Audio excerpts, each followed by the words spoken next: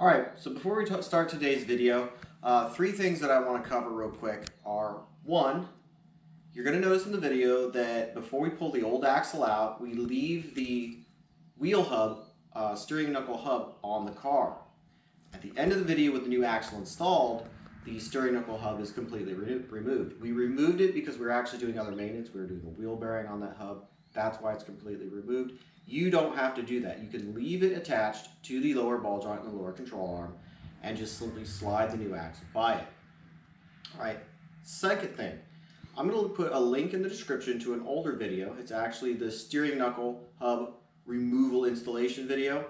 And I'll put a time frame that you should watch up to in the video that shows us putting the car up on jack stands, removing the wheel, pulling the cotter pin out of the axle nut, and actually removing the axle nut. Which leads me to the third thing. Alright, so you can break that CV axle nut loose with a traditional breaker bar and large socket, and that will work if that's all you can afford. However, I highly recommend getting one of these. Now, I'm not a brand snob, and you can get really whichever one of these you want. The only reason I have this one, which is only about 3 or 4 months old, is my old one died. The batteries died in it, so I got this. Now, these days, these electric cordless impacts are better. They have more torque than a traditional compressed air-driven impact. This was a little over $300, and it can take every lug nut off every wheel on my Ford F-350 on one battery. I highly recommend this for even the amateur mechanic. Saves a lot of time, saves a lot of blood, sweat, and tears trying to break those lug nuts loose with just a breaker bar. Alright, well, I hope the video helps anyone who's trying to remove an axle on the '99 Nissan Maxima, and enjoy. Now, we just took the axle nut off with the impact. Now, when you take that axle nut off, don't forget that there's a washer in there you got to fish out. That, don't lose that, alright? Nut and washer. Alright, next you're going to want to take the caliper mount bracket bolts, top and bottom. What size socket again is that? 18 millimeter. Or 3/4. Alright, so he's got that one out. Gonna slide the whole caliper off. Take your bungee cord, bungee it up to the front spring on the strut. And again, that's just to make sure the caliper doesn't drop and hang off the brake line. If it hangs off the brake line, it could damage it. And you don't want that. You don't want to lose a brake line going down the road. The rotor comes off, easy peasy. And now, all we have to do is break loose, yep, the tie rod. And see, does this one have a cotter pin in it? No, it does not. There's a lock. So some of these have cotter pins, some of them just have a lock nut. And honestly, I kind of hate lock nuts because what'll happen is as you're trying to get that off, they'll break loose a little bit, but then the whole ball and stud in the stupid tie rod will just spin.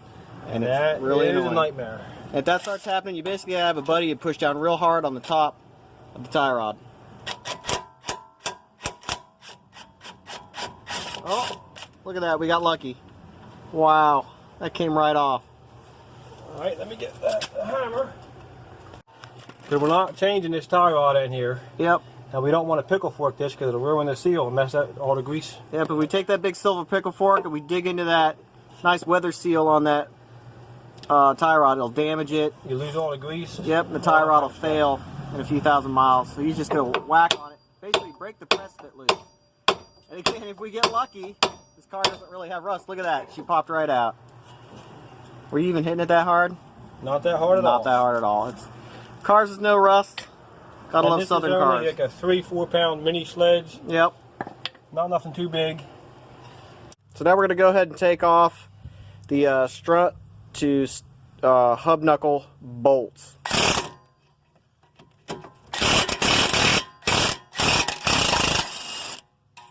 Look at that, zapped it right off. There's that one. Tie rod out of the way.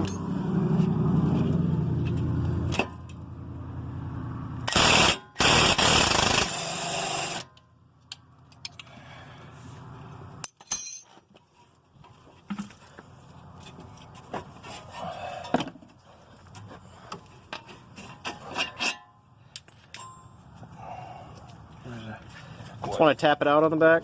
Yeah. I got the bolt. Wiggle it.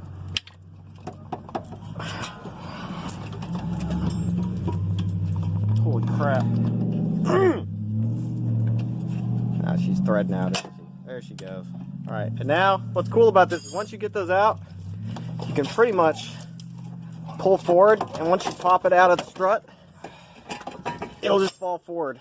And you can pull the axle out. Now it's not too fun. Let me pull this. And you got to wiggle the axle out. It's kind of nice if you have 3 to 4 hands. And that's why we're replacing this axle, by the way. That CV boot is blown out. She gone. Okay. Because right now we could put the bearing and put it back tomorrow. No, that's alright. This axle needs replaced. It really does. So right now we're just getting out the axle support bracket bolts. There's 3 of them. You got to take these out before you can get the actual axle out of the transmission. And of course you can't fit a ratchet in there. Oh no.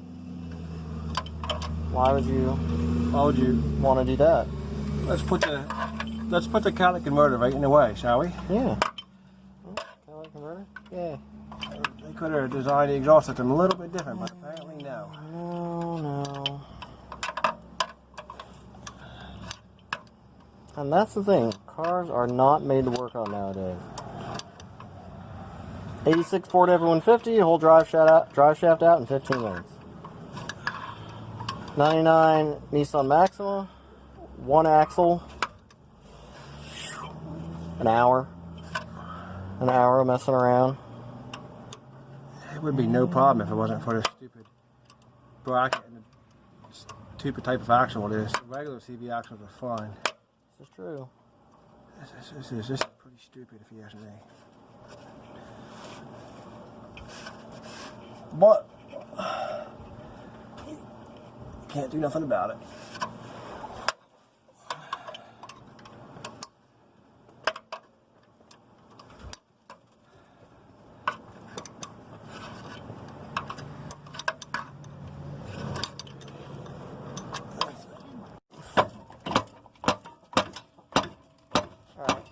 Hold on. Is it coming? Let me get the hammer.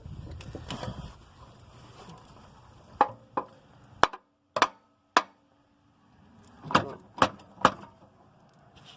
you want to get a bar in the middle of there? Nope, keep going. Yep. I feel it coming every time you hit it. She's coming. Let me reposition. There it goes. Oh. Oh, no oil poured on me. I'm lucky. Guiding her right out. Yep. And there she is. And there she is. Alright, so before you install axles, it's a really good idea to put something to help it all go together a little bit better. I like using this STP oil treatment. This stuff is thick and really lubricates well. Helps things slide together. You want to make sure everything's really clean though and you don't get dirt on stuff. Because, well, you don't want sand and that stuff going in your transmission. Wear stuff out prematurely. Yep. And if you can avoid it, avoid it. Okay. I'll put a little bit on the end of here because we're going to be sliding her in a minute. Is that all nice and clean and splines on a rag? It's pretty clean. It's all nice and clean and fancy.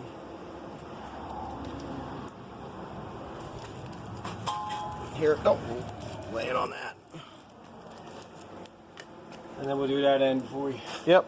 stick it in. Before we put the hub on, we'll put some STP on that as well. She's ready to. Alright, so the CV axle is slid into the transmission now, and the 3 axle carry bearing bolts are tightened up, about 25 foot-pounds. You don't need to go crazy on them because the bolts are pretty small. If you over torque them, you run the risk of damaging the threads.